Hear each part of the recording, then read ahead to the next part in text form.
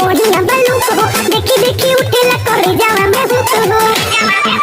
चढ़ो जाके होली में बुखार भौजी, हमको चाहे चिराग जस भतार भौजी। दोस्तों, तानिया झा का भोजपुरी में एक गाना आया है, गाने का नाम है चिराग जस भतार चाहिए। दोस्तों, तानिया झा पंडित की लड़की है और गाना गा ये चिराग जस भतार चाहिए। इसमें कोई गलती नहीं है, गाना है, ये कुछ भी गा सकती है।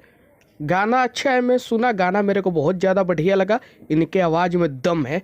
लेकिन कुछ न्यूज वाले हैं जो मूर्ख है, बोल रहे हैं कि तानिया झा का ये गाना अश्लील है।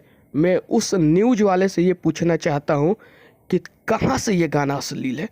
अगर तानिया झा बोल रही है कि चिराग जस मतलब भतार चाहिए, तो ये अश्लील हो गया। मतलब कुछ भी, भतार का मतलब क्या होता है? पति होता है, हस्बैंड होता है। इतना तो भोजपुरी में चलता है और चलता रहेगा। इसको अश्लील मत बोलो तुम लोग। और रही बात अश्लील गाने की, तो तानिया झा का कुछ गाने अश्लील है, वो ठीक है। अश्लील को तुम अश्लील बोल रहे हो, ठीक हो, लेकिन इस गाने को भी अश्लील बोल रहे हो। ये क्या है? चुतियापा क्या बना रखे हो तुम लोग?